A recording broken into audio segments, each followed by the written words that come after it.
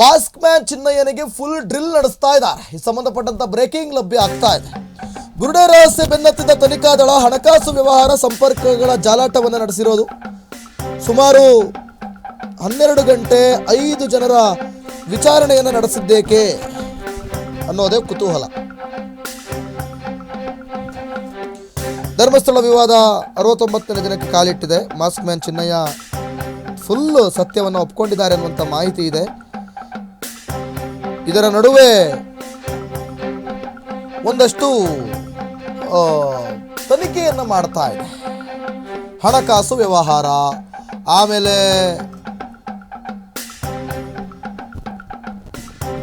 ಸಂಪರ್ಕಗಳ ಜಾಲಾಟ, ಇವೆಲ್ಲವನ್ನು ಕೂಡ ಮಾಡ್ತಾ ಇರೋದು.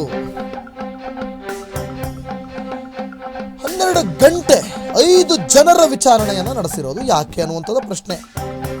ಸೊ ಇಲ್ಲಿ ಯಾವ ರೀತಿಯಾದಂಥ ತನಿಖೆಯನ್ನು ಮಾಡ್ತಾ ಇದೆ? ಮಾಸ್ಕ್ ಮ್ಯಾನ್ ಚಿನ್ನಯ್ಯನಿಗೆ ಫುಲ್ ಡ್ರಿಲ್, ಓಕೆನಾ? ಎಸ್, ಮಾಡ್ತಾ ಇದ್ದಾರೆ, ಮಾಡಲಿ. ಆದರೆ ಇಲ್ಲಿ ಪ್ರಮುಖವಾಗಿ SIT ಹಿಂದೆ ಬಿದ್ದಿರೋದು ಹಣಕಾಸು ವ್ಯವಹಾರ ಮತ್ತು ಸಂಪರ್ಕಗಳ ಜಾಲಾಟ. ನೋಡಿ, ಈಗ ಇದು ಯಾಕೆ ಬಹಳ ಪ್ರಮುಖ ಆಗುತ್ತೆ ಅಂದ್ರೆ ದೀಪ, ಇಲ್ಲಿ ಹಣಕಾಸು ವ್ಯವಹಾರ ಏನ್ ಮಾಡ್ಕೊಂಡಿದ್ದಾರೆ ಇವರ ಅಕೌಂಟ್ಗೆ ಹಣ ಎಷ್ಟು ಟ್ರಾನ್ಸ್ಫರ್ ಆಗಿದೆ, ಆಮೇಲೆ ಕೆಲವೊಮ್ಮೆ ಹಣ ಟ್ರಾನ್ಸ್ಫರ್ ಆಗಿರೋದಿಲ್ಲ. ಹಂಗಂತ ನಿಮ್ಮ ಮಾತ್ರಕ್ಕೆ ದುಡ್ಡು ಬಂದಿಲ್ಲ ಅಂತನಾ ನಿಮ್ಮ ಪ್ರಕಾರ? ಇಲ್ಲ, ಕೈ ಕೊಟ್ಟಿರ್ತಾರೆ, ಕ್ಯಾಶ್ ರೂಪದಲ್ಲೇ ಕೊಟ್ಟಿರ್ತಾರೆ.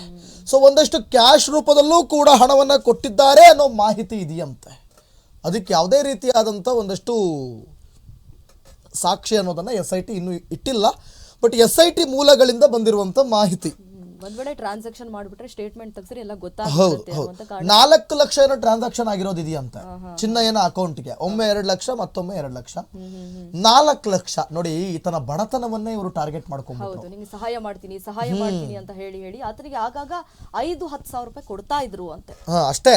ಅಂದ್ರೆ ಈಗ ನೋಡಿ, ಈತ ಕೂಲಿ ಮಾಡಿದ್ರೆ ಇವ್ರ ಜೀವನ. ಹೌದು, ಇವರು ಕೂಲಿ ದಿನಕ್ಕೆ 300 ರೂಪಾಯಿ 400 ರೂಪಾಯಿ ದುಡಿದ್ರೆ ಇವರು ಅವತ್ತಿನ ಬದುಕು. ಆ ಬದುಕಲ್ಲಿ ಇವರಿಗೆ 1 ಲಕ್ಷ 2 ಲಕ್ಷ ಎಲ್ಲ ಬಹಳ ದೊಡ್ಡ ಅಮೌಂಟು. ಆಕ್ಚುಲಿ 4 ಲಕ್ಷ ಅಂದ್ರೆ ಅತಿ ಚಿಕ್ಕ ಅಮೌಂಟು ಬೇರೆಯವರಿಗೆಲ್ಲ. ಆದ್ರೆ ಚಿನ್ನಯ್ಯನಂತವರಿಗೆ ಬಹಳ ದೊಡ್ಡ ಅಮೌಂಟು. 1 ಲಕ್ಷ ಇತ್ತು ಅಂದ್ರೆ ಅವ್ರ ಕೈಯಲ್ಲಿ 4 ತಿಂಗಳು 5 ತಿಂಗಳು ಜೀವನ ಮಾಡ್ತಾರ ಅವರು, ಅವ್ರ ಹೆಂಡತಿ, ಅವ್ರ ಮಕ್ಕಳು ಹೊಟ್ಟೆಪಾಡ. ಅಂತಂದ್ರೆ 4 ಲಕ್ಷ ಅಂದ್ರೆ ಬಹುದೊಡ್ಡ ಮಾತು ಅವರಿಗೆ. 4 ಲಕ್ಷ ಅಂದ್ರೆ ಅವರಿಗೆ ಹತ್ತತ್ರ 40 ಲಕ್ಷಕ್ಕೆ ಸಮಾನ ಅವರಿಗೆ 4 ಲಕ್ಷ. ಸೊ ಹಂಗಾಗಿ ಅದಾದ್ಮೇಲೆ ನೀವು ಹೇಳ್ದಂಗೆ 10 ಸಾವಿರ 15 ಸಾವಿರ ಈ ಚಿಲ್ಲರೆ ಕಾಸು ಅದು ಬಿಟ್ಟು ಕೈಗೆ ಕೊಡೋದು, ಕೈಗೆ ಎಕ್ಸ್ಟ್ರಾ ಖರ್ಚಿಗೆ 1-3 ದಿನಕ್ಕೊಂದ್ಸಲನೋ 1 ವಾರಕ್ಕೊಂದ್ಸಲನೋ ಈ ರೀತಿನೂ ಕೊಡ್ತಾ ಇದ್ರು ಅಂತ ಹೇಳಲಾಗ್ತಾ ಇದೆ. ಈ ರೀತಿಯಾಗಿ ಕ್ಯಾಶ್ ಕೊಟ್ಟಿರುವಂತಹ ಅಂಶಗಳು ಕೂಡ ಪತ್ತೆಯಾಗಿದೆಯಂತೆ. ಕಾದ್ ನೋಡೋಣ ಎಷ್ಟೆಲ್ಲ ಕ್ಯಾಶ್ ಅನ್ನ ಕೊಟ್ಟಿದ್ದಾರೆ, ಎಷ್ಟೆಲ್ಲ ಟ್ರಾನ್ಸಾಕ್ಷನ್ ಆಗಿದೆ ಅನ್ನೋದನ್ನು ಕೂಡ ಕಾದ್ ನೋಡೋಣ. ಓಕೆ, ಮೊಹಂತ್ ಎದುರು ಚಿನ್ನಯ್ಯ, ತಗೊಳ್ಳಿ ಅದು ಪಾಯಿಂಟ್ಸ್. SIT ಅಧಿಕಾರಿಗಳು ವಿಚಾರಣೆ ಮಾಡುವಂತಹ ಸಂದರ್ಭದಲ್ಲಿ ಮಹೇಶ್ ಶೆಟ್ಟಿ ತಿಮರೋಡಿ ಮನೆಯಲ್ಲಿ ವಾಸ್ತವ್ಯದ ಬಗ್ಗೆ ಮಾಹಿತಿಯನ್ನ ಕೊಟ್ಟಿದ್ದಾರೆ. ಅಂದ್ರೆ ಮಹೇಶ್ ಶೆಟ್ಟಿ ತಿಮರೋಡಿ ಅವರು ಆಶ್ರಯವನ್ನ ಕೊಟ್ಟಿದ್ರಲ್ಲ, ಎಷ್ಟು ದಿನದಿಂದ ನೀವು ವಾಸ್ತವ್ಯವನ್ನ ಹೂಡ್ತಾ ಇದ್ರಿ ಅವ್ರ ಮನೆಯಲ್ಲಿ ಅಂತ ಹೇಳಿ ಚಿನ್ನಯ್ಯ ಪತ್ನಿ ಮಲ್ಲಿಕಾ ಬ್ಯಾಂಕ್ ಖಾತೆ ದಾಖಲೆಗಳ ಪರಿಶೀಲನೆ ಮಾಡಿದ್ದಾರೆ. ಅಂದ್ರೆ ಅವ್ರ ಪತ್ನಿ ಅಕೌಂಟ್ಗೆ ಏನಾದ್ರೂ ಮನಿ ಟ್ರಾನ್ಸ್ಫರ್ ಆಗಿತ್ತಾ ಅಂತ ಹೇಳಿ ಬ್ಯಾಂಕಿಗೆ ಹಣ ಹಾಕದೆ ಕೈಗೆ ನಗದು ನೀಡಿರುವಂತಹ ಬಗ್ಗೆ ಮಾಹಿತಿಯನ್ನು ಸಂಗ್ರಹಿಸಿದ್ದಾರೆ. ಬುರುಡೆ ಹಿಂದೆ ತಿಮರೋಡಿ ಮಠಣ್ಣನವರ್ ಜಯಂತ್ ಪಾತ್ರ ಏನಾಗಿತ್ತು, ಹಾಗೆ ಕಲ್ಲೇರಿ ಅರಣ್ಯ ಭಾಗದಿಂದ ಬುರುಡೆ ತಂದಿದ್ದು ಎಂದಿದ್ದಂತಹ ಚಿನ್ನಯ್ಯ ಆ ಬುರುಡೆಯಲ್ಲಿದ್ದಂತಹ ಮಣ್ಣು ಹಾಗೆ ಕಲ್ಲೇರಿ ಮಣ್ಣಿನ FSL ವರದಿ ಆಧರಿಸಿ ವಿಚಾರಣೆಗೆ ಕೂಡ ಒಳಪಡಿಸಲಾಗಿದೆ. ಚಿನ್ನಯ್ಯನ ಮೊಬೈಲ್ ನಲ್ಲಿ ಸಿಕ್ಕಿರುವಂತಹ ಕೆಲವು ಸಾಕ್ಷಿಗಳನ್ನ ಆಧರಿಸಿ ಪ್ರಶ್ನೆಯನ್ನ ಮಾಡಲಾಗಿದೆ.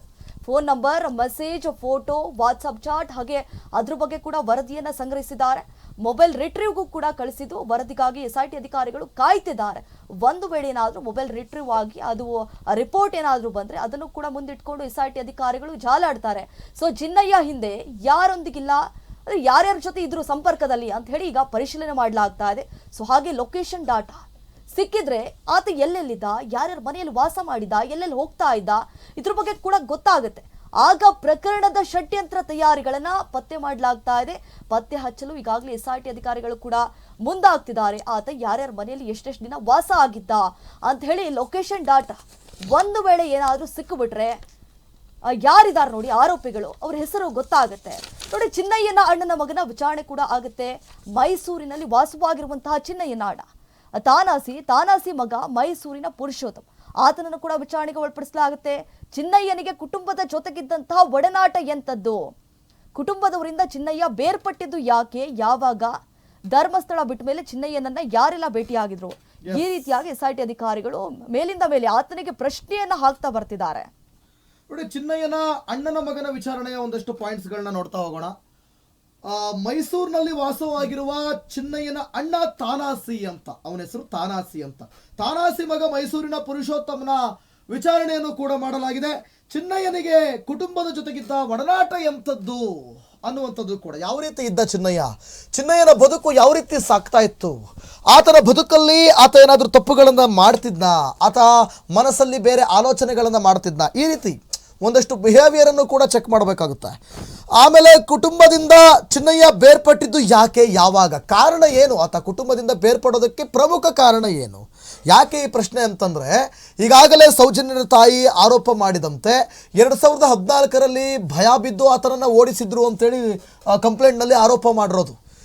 ಸೌಜನ್ಯಳ ವಿಚಾರಕ್ಕೆ ಸಂಬಂಧಪಟ್ಟಂತೆ ಏನಾದ್ರು ಸಾಕ್ಷಿ ಹೇಳೋ ಮ್ಯಾಟ್ರಲ್ಲಿ ಏನಾದ್ರು ಕುಟುಂಬದವರ ನಡುವೆ ಮನಸ್ತಾಪ ಆಯ್ತಾ, ಅಲ್ಲಿವರೆಗೂ ಎಲ್ಲವೂ ಚೆನ್ನಾಗಿತ್ತಾ, ಆಮೇಲೆ ಜಗಳ ಆಯ್ತಾ, ಈ ರೀತಿಯಾಗೂ ಕೂಡ ಒಂದಷ್ಟು ಪ್ರಶ್ನೆಯನ್ನು ಮಾಡೋದು. ಧರ್ಮಸ್ಥಳ ಬಿಟ್ಟ ಮೇಲೆ ಚಿನ್ನಯ್ಯನನ್ನು ಯಾರೆಲ್ಲ ಭೇಟಿಯಾಗಿದ್ರು, ಧರ್ಮಸ್ಥಳ ಬಿಟ್ಟ ಮೇಲೆ ಚಿನ್ನಯ್ಯನನ್ನು ಯಾರೆಲ್ಲ ಭೇಟಿಯಾಗಿ ಏನು ಮಾಹಿತಿ ತೆಗೆದುಕೊಂಡ್ರು ಅಂತ. ಆಮೇಲೆ ಚಿನ್ನಯ್ಯನ ಆಸ್ತಿ ಆದಾಯ ಸಂಪಾದನೆ ಬಗ್ಗೆಯೂ ಕೂಡ ಮಾಹಿತಿಯನ್ನು ಕಲೆ ಹಾಕಿದ್ದಾರೆ.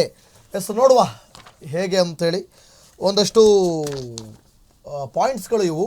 ಏನೆಲ್ಲ ವಿಚಾರಣೆ, ಯಾವ ಆ್ಯಂಗಲ್ನಲ್ಲಿ ತರಾವರಿ ವಿಚಾರಣೆ ಮಾಡ್ತಾ ಇದ್ದಾರೆ ದೀಪ. ನೆಕ್ಸ್ಟ್ ಬ್ರೇಕಿಂಗ್ ಅನ್ನು ನೋಡ್ತಾ ಹೋಗೋದಾದ್ರೆ, ಸುಜಾತ ಭಟ್ 4 ದಿನಗಳ ವಿಚಾರಣೆ ಮುಕ್ತಾಯವಾಗಿದೆ. SIT ವಿಚಾರಣೆ ಮುಗಿಸಿ ಹೊರಟ ಸುಜಾತ ಭಟ್ ವಿಚಾರಣೆ ವೇಳೆ ನಾನು ಹೇಳಿದ್ದು ಸುಳ್ಳು ಅಂತ ಸತ್ಯ ಒಪ್ಪಿಕೊಂಡಿದ್ದಾರಂತೆ ಸುಜಾತ ಭಟ್. ಮುಂದೆ ವಿಚಾರಣೆಗೆ ಕರೆದಾಗ ಬರುವಂತೆ ಸೂಚನೆಯನ್ನು ನೀಡಲಾಗಿದೆ. ಸುಜಾತ ಭಟ್ ದೂರುದಾರಿ ಆಗಿರುವ ಕಾರಣ ಯಾವುದೇ ಕಾನೂನು ಕ್ರಮವನ್ನ ಕೈಗೊಳ್ಳದಂತ SIT. ಸುಜಾತ ಭಟ್ಟೆ ಈಗ ದೂರುದಾರಿ ಆಗ್ಬಿಟ್ಟಿದ್ದಾರೆ, ಹಾಗಾಗಿ ಯಾವುದೇ ಕಾನೂನಿನ ಕ್ರಮ ತೆಗೆದುಕೊಂಡಿಲ್ಲ. ಮುಂದೆ ವಿಚಾರಣೆಗೆ ಕರೆದಾಗ ಬರುವಂತೆ ಸೂಚನೆ ಕೊಟ್ಟಿದ್ದಾರೆ. ಹಂಗಂತ ಕಾನೂನು ಕ್ರಮ ತೆಗೆದುಕೊಳ್ಳಲ್ಲ ಅಂತಲ್ಲ, ಹಂಗಂತ ಕಾನೂನು ಕ್ರಮವನ್ನ ತೆಗೆದುಕೊಳ್ಳಲ್ಲ ಅಂತಲ್ಲ ದೀಪ. ಈಗ ಅವರು ದೂರುದಾರರಾಗಿದ್ರಲ್ಲ, ಇಲ್ಲಿವರೆಗೂ ದೂರುದಾರರಾಗಿದ್ರು, ಹಂಗಾಗಿ ಅವ್ರನ್ನ ಏಕಾಏಕಿ ಅವ್ರನ್ನ ಅರೆಸ್ಟ್ ಮಾಡುವಂತದ್ದಾಗ್ಲಿ ಅಥವಾ ವಶಕ್ಕೆ ಪಡೆಯುವಂತದ್ದಾಗ್ಲಿ ಕೆಲಸ ಆಗಿಲ್ಲ. ಹೌದು, ಆಕೆ ಕೊಡುವಂತ ಹೇಳಿಕೆಗಳನ್ನ ಅವ್ರನ್ನ ವಶಕ್ಕೆ ಪಡೆದ್ರೆ ಇನ್ನು ಹೆಂಗೆಲ್ಲ ಬಾಯ್ ಬಡ್ಕೊಬಹುದು ಪೊಲೀಸ್ನವ್ರ ಜೊತೆ, ನಮಗೆ ಗೊತ್ತಿಲ್ಲ, ನಾನೇನು ತಪ್ಪು ಮಾಡಿಲ್ಲ, ನನಗೆ ಅವ್ರು ಹೇಳಿದ್ರು ನನ್ನ ಎಂತ ಅರೆಸ್ಟ್ ಮಾಡೋದು ಹಂಗೆ ಹಿಂಗೆ ಅಂತಲ್ಲ ಕಿರ್ಚಾಡೋ ಸಾಧ್ಯತೆ ಇದೆ. ಖಾಲಿ ಮೀಡಿಯಾದವ್ರ ಜೊತೆ ಮಾತ್ರ ಅಲ್ಲ, ಈಗ SITಯನ್ನ ಫೇಸ್ ಮಾಡ್ಲಿಕ್ಕೆ ಇದೆಯಲ್ಲ, ಅದು ಮಾರಿ ಹಬ್ಬ ಅಂತ. ಮಾರಿ ಹಬ್ಬನೂ ಅಲ್ಲ, ಆಕೆ ಏನು ಸ್ಪಂದಿಸ್ತಾ ಇಲ್ಲ, ಮಾಹಿತಿ ಇದೆ. ಮತ್ತೆ ಅದು ಆಕೆ ಮಾರಿ ಜಾತ್ರೆ ಈಗ ಅಲ್ಲಿ. ಯಾಕಂತಂದ್ರೆ ಯಾರೋ ಹೇಳಿದ್ರು ಅದನ್ನ ನಾನು ಕೇಳ್ಬಿಟ್ಟು ಮಾಡಿದೆ ಅಂತ ಹೇಳ್ತಿದ್ದಾಳಂತ. ವಿಚಾರಣೆಗೆ ಕರೆದಿರ್ಲಿಲ್ಲ ಅವ್ರನ್ನ, ಅವರೇ ಹೋಗಿ ನಾನು ವಿಚಾರಣೆಗೆ ಹಾಜರಾಗ್ತೀನಿ ಅಂತ ಹೇಳಿ ಅವರೇ ಹೋಗಿರೋದು. ಅದು ಆಗಸ್ಟ್ 29ಕ್ಕೆ ಹೋಗ್ಬೇಕಾಗಿತ್ತು, ಮುಂಚಿತವಾಗಿ ಹೋದ್ರು. ಯಾಕೆ ಹೇಳಿ, ತನ್ನ ಮನಸ್ಸಲ್ಲಿರೋ ಸಂಕಟ, ನಾನು ಹೇಳಿರೋ ತಪ್ಪು ಸುಳ್ಳು ಇದನ್ನೆಲ್ಲ ಆಚೆ ಕಡೆ ಕಕ್ಕಲಿಲ್ಲ ಅಂದ್ರೆ ಒಂದು ಕಡೆ ಮೀಡಿಯಾದವ್ರು ಬಿಡಲ್ಲ, ಮತ್ತೊಂದು ಕಡೆ SIT ಅವ್ರು ಬಿಡಲ್ಲ ಅನ್ನೋದು ಗೊತ್ತಾಗೋಯ್ತು. ಅದಕ್ಕೆ ಎಲ್ಲ ಹೇಳ್ಬಿಡೋಣ ಅಂತ. ಆಮೇಲೆ ಮೀಡಿಯಾದವ್ರ ಜೊತೆ ಎಗರಾಡೋದು, ಯಾಕೆ ಹೇಳಿ, ಎಲ್ಲ ಸತ್ಯ ಬಯಲು ಮಾಡ್ಬಿಟ್ರಲ್ಲ, ಆಮೇಲೆ ಮೀಡಿಯಾದವ್ರು ನೀವು ಸರಿಲ್ಲ ಅಂತ ಹೇಳ್ಬಿಡೋದು. ನಿಮ್ಮನ್ನ ಒಮ್ಮೊಮ್ಮೆ ನೀವೆಲ್ಲ ಸಾಧನೆ ಮಾಡಿದಾಗ ಹೊಗಳೋದಕ್ಕೆ ಮಾಧ್ಯಮದವರು ಬೇಕು. ಅಂದ್ರೆ ನಾಟ್ ಓನ್ಲಿ ಸುಜಾತ, ಆವತ್ತು 3 ನಾಯಿಯನ್ನ ಸಾಕೊಂಡು ನೀವು ನಾಯಿ ಪ್ರೇಮಿ ಅಂತ ತೋರಿಸಿಕೊಳ್ಳೋದಕ್ಕೆ ಮಾಧ್ಯಮ ಬೇಕಿತ್ತು, ಪತ್ರಿಕೆ ಬೇಕಿತ್ತು.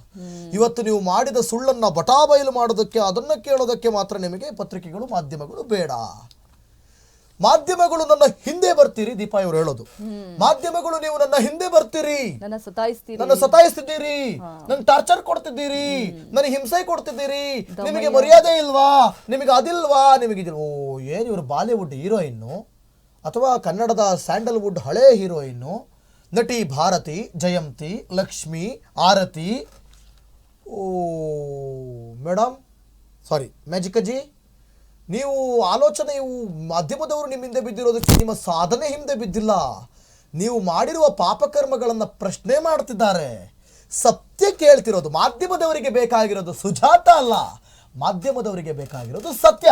ಎಸ್, ಹೌದು. 100%. ಸತ್ಯ ಬೇಕು, ಸತ್ಯದ ಹಿಂದೆ ಬಿದ್ದಿದ್ದಾರೆ. ನೀವು ಮಾಡಿರುವ ಗಣಂದಾರಿ ಕೆಲಸ ಇದೆಯಲ್ಲ, ಇಡೀ ಆಸ್ಕರ್ ಕೊಡುವಂತಹ ಸಾಧನೆ ಇದೆಯಲ್ಲ, ಆ ಸಾಧನೆ ಹಿಂದೆ ಬಿದ್ದಿದ್ದಾರೆ. ಸತ್ಯ ಏನಪ್ಪ ಅಂತಂದ್ರೆ ಆಕೆ ವಿಚಾರಣೆ ವೇಳೆ ಸುಳ್ಳು ಅಂತ ಒಪ್ಕೊಂಡಿರೋದು. ಎಸ್ ದೀಪ, ಮ್ಯಾಜಿಕ್ ಕಜ್ಜಿ ವಿಚಾರಣೆ ಹೇಗಿತ್ತು? ಎಸ್, ತನಿಖಾಧಿಕಾರಿಗಳಿಗೆ ಕೊಟ್ಟಂತ ಹೇಳಿಕೆಗಳ ಬಗ್ಗೆ ಮರು ಪ್ರಶ್ನೆ ಮಾಡಿದ್ದಾರೆ. ಅಂದ್ರೆ ಅನನ್ಯ ಭಟ್ ಮಗಳಿದ್ಲು ಅಂತ ಹೇಳಿದ್ಯಾಕೆ ಮುಂಚೆ, ಈಗ ಇಲ್ಲ ಅಂತ ಹೇಳ್ತಿದ್ದಾಳೆ. ಅನನ್ಯ ಭಟ್ ಇದ್ಲು ಅನ್ನೋದಕ್ಕೆ ದಾಖಲೆಗಳಿತ್ತು ಅಂತ ಹೇಳಿದ್ರಲ್ಲ, ಎಲ್ಲಿ ದಾಖಲೆಗಳು ಅಂತ ಹೇಳಿ SIT ಅಧಿಕಾರಿಗಳು ಆಕೆಯ ಮುಂದೆ ಪ್ರಶ್ನೆಯನ್ನಿಟ್ಟಿದ್ದಾರೆ. ಬುರ್ಡೆ ಗ್ಯಾಂಗ್ನೊಂದಿಗೆ ಯಾವಾಗಿನಿಂದ ನೀವು ಕಾಂಟ್ಯಾಕ್ಟ್ ಅಲ್ಲಿದ್ರಿ? ಯುನೈಟೆಡ್ ಮೀಡಿಯಾ ಯೂಟ್ಯೂಬರ್ ಅಭಿಷೇಕ್ ಹೆಸರು ಪ್ರಸ್ತಾಪ ಆಗಿರುವಂಥದ್ದು. ಅಂದ್ರೆ 4-5 ತಿಂಗಳ ಹಿಂದೆಯೇ ಸುಜಾತ ಭಟ್ ಸಂದರ್ಶನ ಮಾಡಿದಂತಹ ಅಭಿಷೇಕ್ ಬೈಲಾದ ಧರ್ಮಸ್ಥಳದ ಈಗ ಮತ್ತೊಂದು ಕರ್ಮಕಾಂಡ ನೋಡಿ. ಆ ಒಂದು ಹೆಸರಿನಲ್ಲಿ ಒಂದು ಸಂದರ್ಶನ ಮಾಡಿದ್ರಂತೆ ಅವರು. ಜಯಂತ ಟಿ ಮೂಲಕ ಅಭಿಷೇಕ್ ಸಂಪರ್ಕವನ್ನ ಮಾಡಿರ್ತಾರೆ ಸುಜಾತ ಭಟ್. ಅಂದ್ರೆ ಹಿಂದೆ ಸುಜಾತ ಭಟ್ ಸಂದರ್ಶನ ಕೊಟ್ಟಿದ್ರಂತೆ ಅಭಿಷೇಕ್ ಜೊತೆ. ಸೊ ಆ ಒಂದು ಹೆಸರನ್ನ ಕೂಡ ಈಗ SIT ಅಧಿಕಾರಿಗಳ ಮುಂದೆ ರಿವೀಲ್ ಮಾಡಿದ್ದಾರೆ. Yes, okay. Next Sujata Bhat ಸತ್ಯ ಏನ್ ರಿವೀಲ್ ಮಾಡಿದ್ರು? ಇಲ್ಲಿವರೆಗೂ ಒಂದಷ್ಟು ವಿಚಾರಣೆ ಹೇಗಿತ್ತು ಅಂತ ದೀಪ ಹೇಳಿದ್ರು. ಈಗ ಸುಜಾತ ಭಟ್ ಮಾಡಿದಂಥ ಸತ್ಯ ರಿವೀಲ್ ಏನು ಅನ್ನೋದನ್ನು ನಾನೀಗ ಹೇಳ್ತಾ ಹೋಗ್ತೀನಿ. ನೋಡಿ, 5 ದಿನ ತಿಮರೋಡಿ ಮನೆಯಲ್ಲಿ ಆಶ್ರಯ ಪಡೆದಿದ್ವು. ನಾನು ಮಾಸ್ಕ್ ಮ್ಯಾನ್ ಮತ್ತೆ ಚಿನ್ನಯ್ಯನನ್ನು ಕೂಡ ನಾನು ನೋಡಿದ್ದೇನೆ. 5 ದಿನ ಇದ್ರಂತೆ, 44 ದಿನ ಯಾರಿದ್ದು ಚಿನ್ನಯ್ಯ ತಿಮರೋಡಿ ಮನೇಲಿ ಆಶ್ರಯ ಪಡೆದಿದ್ದು. ಅದ್ರಲ್ಲಿ 5 ದಿನ ಸುಜಾತ ಭಟ್ ಇದ್ರಂತೆ. ಇದು ನನ್ನ ಪ್ರಕಾರ ಸುಳ್ಳು ಅನ್ಸುತ್ತೆ. 5 ದಿನ ಅಲ್ಲ, ಜಾಸ್ತಿನೇ ಇದ್ರು ಅನ್ಸುತ್ತೆ. ನಾನು ಮಾಸ್ಕ್ ಮ್ಯಾನ್ ಚಿನ್ನಯ್ಯನನ್ನ ನೋಡಿದ್ದೇನೆ. ನಮಗೆ ಆಶ್ರಯ ಕೊಟ್ಟವರು ಮಹೇಶ್ ತಿಮರೋಡಿ. ಮತ್ತೆ ಚಿನ್ನಯ್ಯನ ಬಗ್ಗೆ ನನಗೆ ಗೊತ್ತು ಎಂದು ಸುಜಾತ ಭಟ್ ಹೇಳಿದ್ದಾರೆ. ವಿಚಾರಣೆಯಲ್ಲಿ ಸುಜಾತ ಭಟ್ ಬಗ್ಗೆ ಚಿನ್ನಯ್ಯ ಏನು ಹೇಳಿಲ್ವಂತೆ. ಆದರೆ ಸುಜಾತ ಭಟ್ ಮಾತ್ರ ಚಿನ್ನಯ್ಯ ಗೊತ್ತು ಅಂತ ಹೇಳಿದಾರಂತೆ. ಚಿನ್ನಯ್ಯ ಮಾತ್ರ ಸುಜಾತ ಭಟ್ ಬಗ್ಗೆ ಏನು ಹೇಳಿಲ್ವಂತೆ. ಯಾಕಂದ್ರೆ ಸುಜಾತ ಭಟ್ ಪ್ರಕರಣಕ್ಕೂ ಚಿನ್ನಯ್ಯನಿಗೂ ಸಂಬಂಧ ಇಲ್ಲ. ಹಂಗಾಗಿ ಚಿನ್ನಯ್ಯ ಆ ವಿಚಾರ ನನಗೆ ಯಾಕೆ, ನನಗೇನು ಧರ್ಮಸ್ಥಳ ಶವ ಊತ ಪ್ರಕರಣ ಮುಗೀತು. ಪಾಯಿಂಟ್ಸ್ ಮುಗಿದ್ಮೇಲೆ ವೈಪ್ ಹಾಕಿ ತಗೊಂಡ್ಬಿಡ್ಬೇಕು. ಯಾಕೆ ಈಗ ಸುಜಾತ ಭಟ್ ಸತ್ಯ ಇದು. 5 ದಿನ ತಿಮರೋಡಿ ಮನೇಲಿ ನಾನಿದ್ದೆ. ಚಿನ್ನಯ್ಯನನ್ನ ನಾನು ನೋಡಿದ್ದೇನೆ. ಚಿನ್ನಯ್ಯನ ಬಗ್ಗೆ ಗೊತ್ತು ಅಂತ. ಆದ್ರೆ ಚಿನ್ನಯ್ಯ ಸುಜಾತ ಭಟ್ ಬಗ್ಗೆ ಏನು ಹೇಳಿಲ್ಲ. ನಂಗೆ ಅದ್ರ ಬಗ್ಗೆ ಗೊತ್ತಿಲ್ಲ ಅಂತ ಹೇಳಿದ್ದಾನೆ. ಯಾಕಂದ್ರೆ ಚಿನ್ನಯ್ಯ ಬುದ್ಧಿವಂತ ಇಲ್ಲಿ. ಈಗ ಸುಜಾತ ಭಟ್ ಬಗ್ಗೆ ಕೇಳ್ಬಿಟ್ರೆ ಆಮೇಲೆ ಅದಕ್ಕೂ ಇವರೇ ಉತ್ತರ ಕೊಡ್ಕೊಂಡು ಕೂತ್ಕೋಬೇಕಾಗುತ್ತೆ. ಅದಕ್ಕೂ ಇವರೇ ಸಾಕ್ಷಿದಾರ ಆಗ್ಬೇಕಾಗುತ್ತೆ. ಚಿನ್ನಯ್ಯನಿಗೆ ಗೊತ್ತು ಸುಜಾತ ಭಟ್ ಅನನ್ಯ ಭಟ್ ಅನ್ನೋ ಪ್ರಕರಣವನ್ನ ಸುಳ್ಳು ಸೃಷ್ಟಿ ಮಾಡೋದು ನಮ್ಗೆ ಯಾಕೆ, ನಾವು ಶವ ಊತ ಪ್ರಕರಣಕ್ಕೆ ಬಂದಿದೀವಿ ಅಷ್ಟೇ. ಆದ್ರೆ ಹೇಳ್ಬೇಕೋ ಬೇಡ, ಒಂದು ಗಾದೆ ಇದೆ ನೋಡಿ, ತೋರಿಸ್ಬಿಟ್ರು ಇವರು ಬುದ್ಧಿನ. ಅಂದ್ರೆ ಚಿನ್ನಯ್ಯ ನಮಗೆ ಯಾಕೆ ಅಂತ ಸುಮ್ಮನಾದ್ರು, ಸುಜಾತ ಭಟ್ ನಮಗೆ ಯಾಕೆ ಅವನ ಪ್ರಕರಣ ಅಂತ ಸುಮ್ಮನಾಗ್ಲಿಲ್ಲ. ಅನನ್ಯ ಭಟ್ ಬಗ್ಗೆ ಮಾತ್ರ ಮಾತಾಡಬಹುದಿತ್ತು. ಚಿನ್ನಯ್ಯನೂ ಹಾಕೊಟ್ಬಿಟ್ಟವ್ರು ಇವರು. ಒಟ್ಟಲ್ಲಿ ಮೊಣಕಾಲ್ವರೆಗೂ ಬುದ್ಧಿ ಅಂತ ಒಂದು ಗಾದೆ ಇದೆ. ಎಸ್, ಇರ್ಲಿ. ಆ ಲಾಯರ್ ಜಗದೀಶ್ ಬ್ರೇಕಿಂಗ್ ತಗೊಂಬಿಡಿ, GFX ತರ ಬೇಡ ಅದು. ನೋಡಿ ಇಲ್ಲಿ ಸಾಮಾಜಿಕ ಜಾಲತಾಣದಲ್ಲಿ ವಿಡಿಯೋ ಹಂಚಿಕೆ, ಜನರನ್ನ ದಿಕ್ಕು ತಪ್ಪಿಸುವ ಹಾಗೆ ಜೊತೆಗೆ ಪ್ರಚೋದಿಸುವಂತ ಹೇಳಿಕೆ. ಈ ಲಾಯರ್ ಜಗದೀಶ್ ಬೇಕಾಬಿಟ್ಟಿ ಹೇಳಿಕೆಯನ್ನು ಕೊಡುವಂತ ಕೆಲಸಗಳು ಆಗುತ್ತವೆ. ಇದು ಯಾಕೆ ಅನ್ನುವಂತ ಪ್ರಶ್ನೆಗಳು ನಿರ್ಮಾಣ ಆಗುತ್ತೆ. ಎಸ್, ಸಾಮಾಜಿಕ ಜಾಲತಾಣದಲ್ಲಿ ವಿಡಿಯೋ ಹಂಚಿಕೆ ನೋಡಿ, ಜನರನ್ನ ದಿಕ್ಕು ತಪ್ಪಿಸುವ ಹಾಗೂ ಪ್ರಚೋದಿಸುವಂತ ಹೇಳಿಕೆಯನ್ನ ಕೊಡ್ತಾ ಇದೆ. ಸಾರ್ವಜನಿಕರಿಗೆ ಅಪರಾಧ ಎಸಗಲು ಪ್ರಚೋದನೆ ಆರೋಪ BNS 2023 ಕಲಂ 57 189 6 191 ಅದರಡಿ ಕೇಸನ್ನ ದಾಖಲು ಮಾಡಿದ್ದಾರೆ. ಬೆಳತಂಗಡಿ ಪೊಲೀಸರ ಎದುರು ಹೇಳಿಕೆಯನ್ನ ದಾಖಲಿಸಿದಾರಂತೆ ಜಗದೀಶ್. ಸಾಮಾಜಿಕ ಜಾಲತಾಣದಲ್ಲಿ ವಿಡಿಯೋ ಹಂಚಿಕೆ ಮಾಡೋದು, ಬಾಯಿ ಬಂದ ಏನೇನೋ ಹೇಳಿಕೆಗಳನ್ನ ಕೊಡೋದು, ಜನರನ್ನ ದಿಕ್ಕು ತಪ್ಪಿಸುವಂತ ಕೆಲಸ ಮಾಡೋದು. ಅವರು ಯಾವ ರೀತಿ ಹೇಳಿಕೆಗಳನ್ನ ಕೊಡ್ತಾ ಇದ್ದಾರೆ ಅಂದ್ರೆ, ನಾನು ಬಹುಶಃ ಗಮನಿಸ್ತಾ ಇದ್ದೀನಿ ಈ ಲಾಯರ್ ಜಗದೀಶ್ ನೇರ ಆರೋಪ. ಸುಮ್ಮನೆ SIT ಸರಿಯಾಗಿ ತನಿಖೆ ಮಾಡ್ತಾ ಇಲ್ಲ, SIT ಕೊಂಡ್ಕೊಂಡ್ಬಿಟ್ಟಿದ್ದಾರೆ, SIT ಸೇಲ್ ಆಗ್ಬಿಟ್ಟಿದ್ದಾರೆ. ಅವ್ರು ಮಾತಾಡೋದು SIT ಸೇಲ್ ಆಗ್ಬಿಟ್ಟಿದೆ, ಈ ರೀತಿ ಮಾತಾಡ್ತಾರೆ. ಇದು ಸರಿಯಲ್ಲ. ಮಾತನಾಡ್ಲಿ, ಏನು ನಡೀತಾ ಇದೆ ಅದನ್ನ ಕೊಡ್ಲಿ. ಜನರ ದಿಕ್ಕು ತಪ್ಪಿಸುವಂತ ಕೆಲಸ ಆಗ್ತಾ ಇದೆ. SIT ಬಂದು ಇವ್ರಿಗೆ ಹೇಳಿದ್ರ SIT ಹೀಗೆ ಹಾಗೆ ಅಂತೇಳಿ, ಆಮೇಲೆ SIT ಅನ್ನ ಕೊಂಡ್ಕೊಂಡ್ಬಿಟ್ಟಿದ್ದಾರೆ. ಜನ ಇದನ್ನ ನಂಬ್ಕೊಂಡ್ಬಿಡ್ತಾರೆ. SIT ಬರ್ತಿರೋ ಮಾಹಿತಿನ ನಾವು ಮಾಧ್ಯಮದವ್ರು ಹೇಳ್ತಾ ಇದೀವಲ್ಲ ದೀಪ, ಅದು ಬೇಕಾಗಿಲ್ಲ ಅವರಿಗೆ. ಸೋಷಿಯಲ್ ಮೀಡಿಯಾದಲ್ಲಿ ಲಾಯರ್ ಜಗದೀಶ್ ಬಂದು ಹೇಳಿದ್ರೆ ನಂಬ್ತಾರೆ, ಗಿರೀಶ್ ಮಟ್ಟಣ ಬಂದು ಲೈವ್ ಮಾಡಿದ್ರೆ ನಂಬ್ತಾರೆ. ಒಟ್ಟಲ್ಲಿ ಬ್ಲೈಂಡ್ ಆಗಿ ನಂಬೋದ್ ಕಲ್ತಿದ್ದೀರಾ. ಏನಾಗಿದೆ ಈ ಹಿಂದೂಗಳಿಗೆ ಅಂತ ನನಗೊಂದಷ್ಟು ಪ್ರಶ್ನೆ. ಏನಾಗಿದೆ ನಿಮಗೆಲ್ಲ ಗೊತ್ತಿಲ್ಲ ನನಗೆ. ಅವರೆಲ್ಲ ಡಿಸ್ಕ್ಲೈಮರ್ ಹಾಕಿ ವಿಡಿಯೋ ಮಾಡಿದವರು. SIT ಅಧಿಕಾರಿಗಳು ಎಷ್ಟು ಕಷ್ಟ ಪಡ್ತಿದ್ದಾರೆ, ಎಷ್ಟು ವಿಚಾರಣೆ ಮಾಡ್ತಿದ್ದಾರೆ. ಅಲ್ಲಿ ಗಿರೀಶ್ ಮಟ್ಟಣ್ಣ ಹೇಳ್ತಾ ಇದ್ದಾರೆ ಒಂದ್ ಕಡೆ, ಇಲ್ಲ ನಿನ್ನೆ ಅವ್ರು ಅದನ್ನ ಹೇಳಿದ್ದಾರೆ ಗಿರೀಶ್ ಮಟ್ಟಣ್ಣ, SIT ಅವರು ಅವ್ರ ಕೆಲಸ ಅವ್ರು ಅಚ್ಚುಕಟ್ಟಾಗಿ ಮಾಡ್ತಿದಾರೆ ಅಂತ. ಅವ್ರು ಹಂಗೆ ಹೇಳ್ತಾವ್ರೆ. ಲಾಯರ್ ಜಗದೀಶ್ ಹೇಳ್ತಾವ್ರೆ SIT ನ ಕೊಂಡ್ಕೊಂಡ್ಬಿಟ್ಟವ್ರೆ, ಭೀಮನ್ನ ಪರ್ಚೇಸ್ ಮಾಡವ್ರೆ, ಸುಜಾತನ್ಗೆ ಎದುರಿಸ್ಬಿಟ್ಟವ್ರೆ. ಏನ್ರಿ ಇದು? ಸುಮ್ಮನೆ ಜನರ ದಿಕ್ಕು ತಪ್ಪಿಸೋದು, ಏನೋ ಪಬ್ಲಿಸಿಟಿಗೋಸ್ಕರ ನಾನು ಮಾತಾಡಿದ್ರೆ ಜನ ನನ್ನ ಪರ ಇರ್ತಾರೆ ಅನ್ನೋ ಒಂದೇ ಒಂದು ನಿಮ್ಮ ಪಬ್ಲಿಸಿಟಿ ಗಿಮಿಕ್ಗೋಸ್ಕರ ಈ ರೀತಿ ಹೇಳಿಕೆಗಳನ್ನು ಕೊಡೋದು ಎಷ್ಟರ ಮಟ್ಟಿಗೆ ಸಮಂಜಸ ಅಂತ. ನಾಳೆ ದಿನ SIT ವರದಿ ಬಂದಾಗ ನೀವು ಹೇಳಿಕೆ ಕೊಟ್ಟಿರುವಂತ ಬಾಯಿ ಮುಚ್ಕೊಂಡು ಕೂರ್ಬೇಕಾಗತ್ತೆ. ಜನರು ಅಷ್ಟೇ, ಯಾರೆಲ್ಲ ಅವ್ರ ಮಾತುಗಳನ್ನ ನಂಬಿ ಬಕರ ಆಗಿದ್ದೀರಾ, ನೀವು ಒಂದಿನ ಮಕ್ಬಲ್ ಟೋಪಿ ಹಾಕೊಂಡು ತಲೆ ಮೇಲೆ ಕೈ ಹೊತ್ಕೊಂಡು ಕೂರ್ಬೇಕಾಗತ್ತೆ.